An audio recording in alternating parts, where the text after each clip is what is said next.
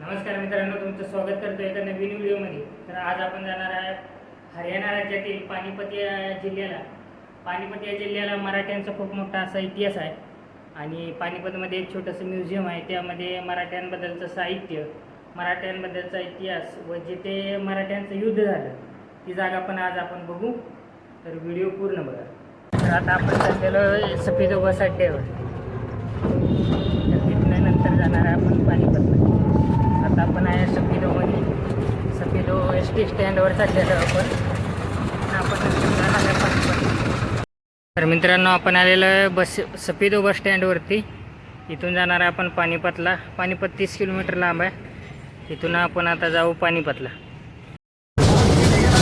तर आता आपण बसलेलो आहे पानिपत बसमध्ये आणि चाललेलो आहे पानिपतला.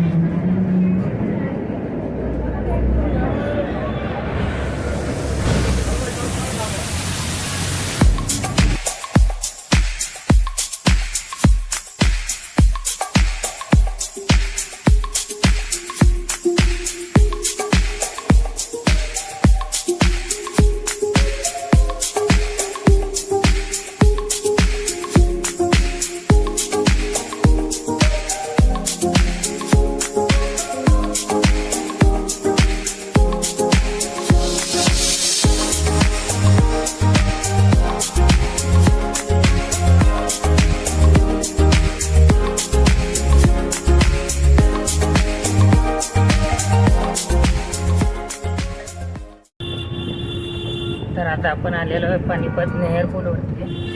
पानिपत नेहर पूलपासून थोडंसं लांब आहे म्युझियम आणि आता आपण आहे तिथे जाणार आहे रिक्षानं. तर बघू शकता, हे आहे पानिपत नेहर आणि पानिपत नेहरपासून थोडंसं लांब आहे म्युझियम.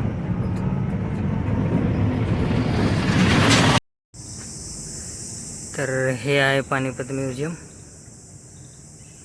हा बोर्ड आहे पानिपत म्युझियमचा.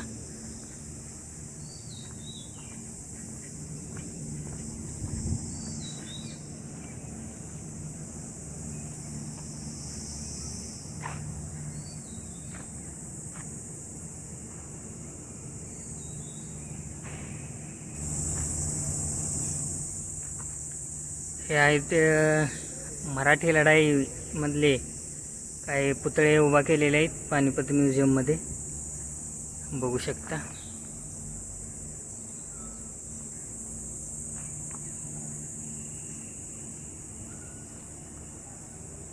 तर पानिपतच्या इतिहासामध्ये 3 मोठे युद्ध झाली. त्यातलं तिसरं युद्ध हे मराठ्यांनी लढलं होतं आणि त्या युद्धाच्या नंतरचं साहित्य, काय तलवारी वगैरे अशा या ठिकाणी या म्युझियममध्ये ठेवण्यात आलेले आहेत.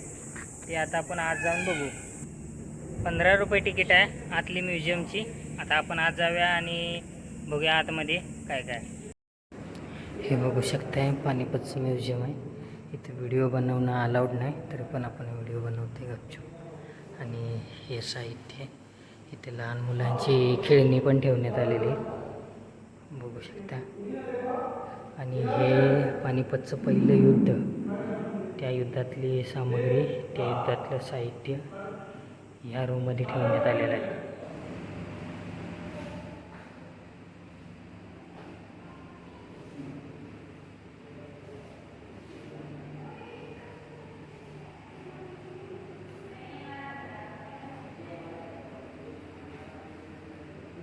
हे आहे ते पानिपतचे दुसरं युद्ध, हे यांनी लढलं होतं.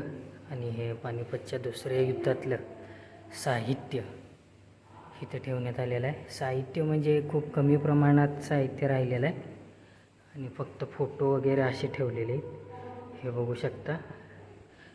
हे तलवारी वगैरे, भाले तलवारी, मशाल व हे पानिपतचा किल्ला, हे वही जागा आहे पानिपतची. आणि हे कवच, तलवारी, ढाल, खंजीर, हे हे बघू शकता, हे पानिपतच्या दुसऱ्या युद्धातलं साहित्य इथं ठेवण्यात आलेलं आहे. आता हे आहे पानिपतचं तिसरं युद्ध, त्यातलं साहित्य. हा आहे मराठी मावळा, मराठी सैनिक. आणि हे आहेत ते तलवारी, शस्त्र वगैरे. ह्याच्यामध्ये दांडपट्टा आहे, तलवारी आहेत, भाले, खंजीर वगैरे अशा प्रकारचं साहित्य इथे ठेवलेलं आहे. हे बघा, मुघल साम्राज्यातला हा मावळा आहे, म्हणजे सैनिक आहे. आणि हे होते मुघल, त्यावेळेला मुघल बादशाह अहमद शाह अब्दाली, जे की हे आहेत.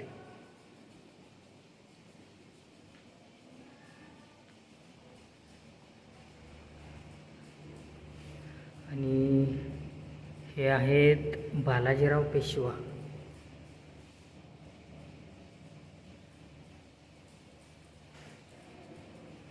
माहिती तुम्ही व्हिडिओ थांबवून माहिती वाचायची असली.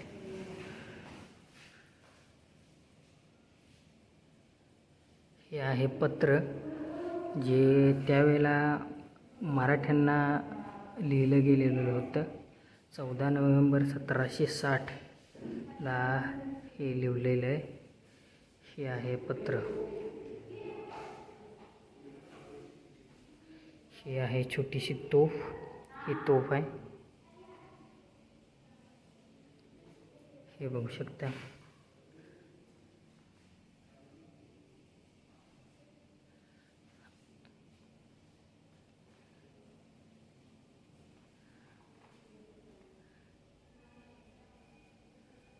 आणि हे जे आहे, हे आहे काला गेट, याला म्हणते ती काला गेट. ह्याच्यामागची खूप छान अशी स्टोरी आहे. ती स्टोरी मी तुम्हाला नंतर व्हिडिओमध्ये पुढं जाऊन सांगतो.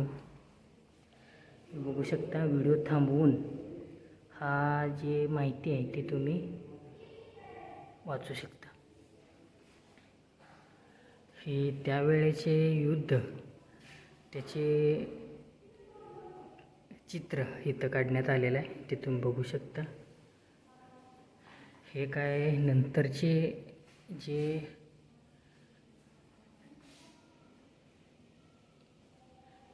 थोड्याशा बंदुकी वगैरे, नंतरच्या काळातल्या बंदुकी वगैरे, हा तोफेचा गोळा ठेवण्यात आलेला आहे.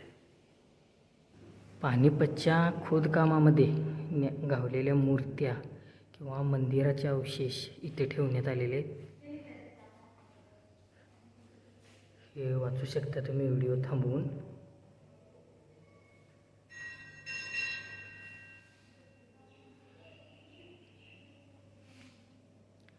हे जे आहे ते मंदिराचे व मूर्तीचे अवशेष पानिपतच्या खोदकामामध्ये गावलेले आहेत.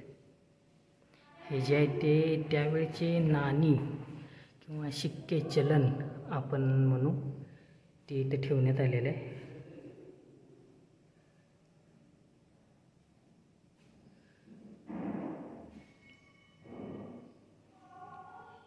हे जे आहे ते हरियाणाचे पारंपरिक आभूषण तुम्ही बघू शकता. इथे चांदीचे आभूषण आहेत. आणि अशा प्रकारे महिला इथे शृंगार करत होत्या. आणि हे चांदीचे, पूर्णपणे चांदीचे आभूषण ठेवण्यात आलेले आहेत. त्यावेळचे आभूषण किंवा दागिने, त्यावेळची भांडी ही वरची आहेत, ती मातीची भांडी आहेत, ही वरची. आणि हे खाली जे आहेत ते तांबे पितळेचे भांडी बघू शकता.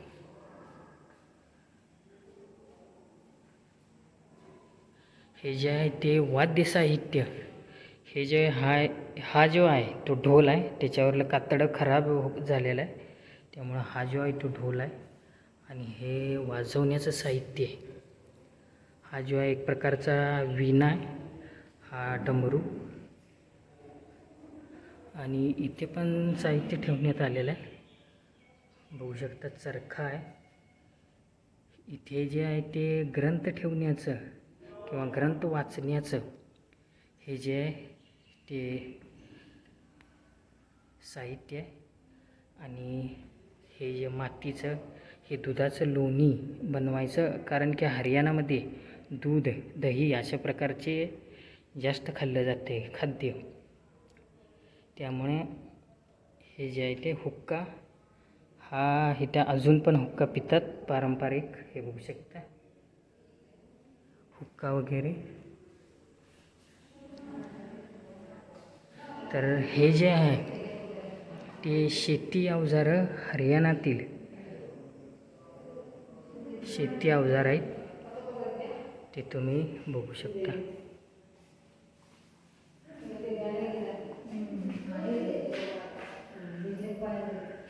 हा जे आहे ते पाणी वाहण्यासाठी चंबड्याचं बनलेलं आहे हे. आणि हे तांब्याची घागर.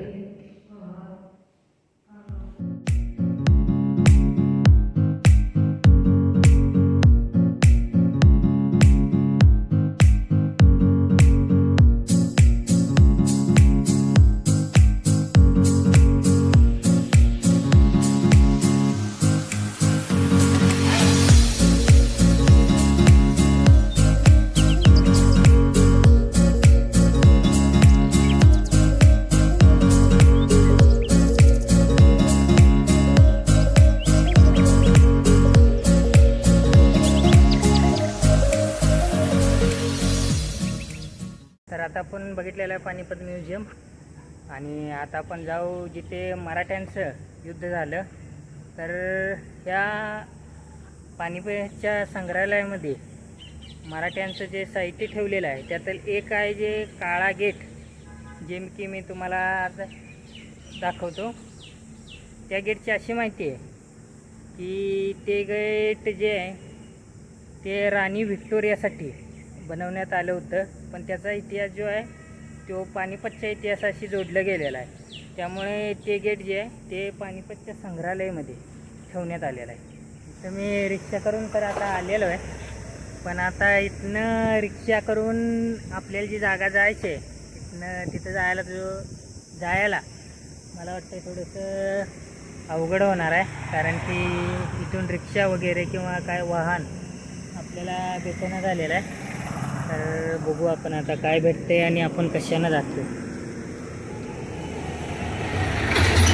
हे बघू शकता हा जो रोड आहे पानिपतपासून बाहेर असल्यामुळे इथे येणारे जाणारी वाहनं किंवा रिक्षा वगैरे खूप कमी आहे.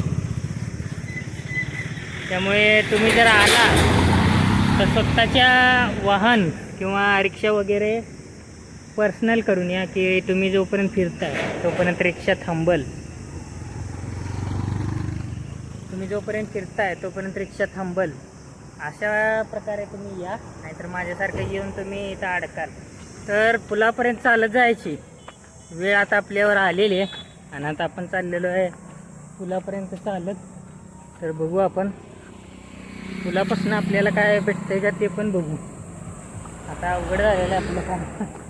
आपण आलो तर रिक्षानं, पण जायला काय नसल्यामुळं आता आपण चाललेलो आहे चालत. इथं समोर एक पूल आहे, पूल आहे, त्या पुलापर्यंत आपण जाऊ आणि तिथनं काय भेटतंय का बघू. तुम्ही जर पानिपत म्युझियमला येत असाल तर स्वतःची गाडी किंवा प्रायव्हेट रिक्षा करून या, नाहीतर मग तुम्हाला असं चालत जायला लागणार.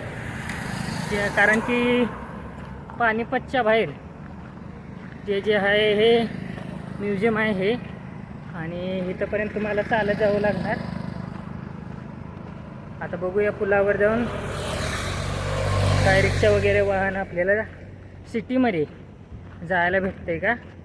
मग तिथनं आपण नंतर जाऊ जिथं मराठ्यांचं युद्ध झालेलं त्या ठिकाणी.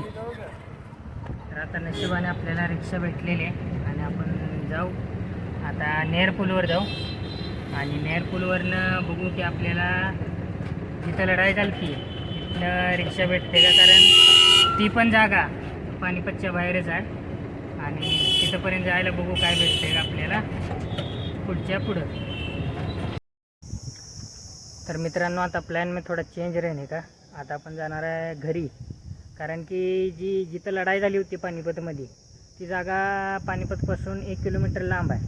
ते जायला रिक्षा प्रायव्हेट जर आपण केली तर ती रिक्षाचं भाडं खूप जास्त सांगतात, 500 रुपये, 1000 रुपये असं सांगतात. कारण की आता आपल्याला यूट्यूबकडनं 1 रुपयाची कमाई होत नाही. फक्त आता आपला यूट्यूब चॅनल नवीन आहे, तर त्या जागेची माहिती मी तुम्हाला सांगतो. तुम्ही गुगलवरती सर्च बी करू शकता. तर त्या जागेला 14 जानेवारी 1761ला लढाई लढण्यात आली होती. आपल्या मराठ्यांकडनं दोघं जण लढत होते, सदाशिवराव भाऊ आणि विश्वासराव पेशवा. आणि मुघलांकडल्या साईडनं अहमद शाह अब्दाली हे लढत होते. आणि दुर्दैवाने मराठ्यांची त्यामध्ये हार झाली. तर ते युद्ध झाल्यानंतर जे मराठ्यांचं, मावळ्यांचं किंवा सैनिकांचं रक्त त्या ठिकाणी सांडलं होतं, त्या रक्तामुळे तिथल्या मातीचा रंग लाल कलरचा झाला होता. व तिथल्या मातीमध्ये एक आंब्याचं झाड होतं.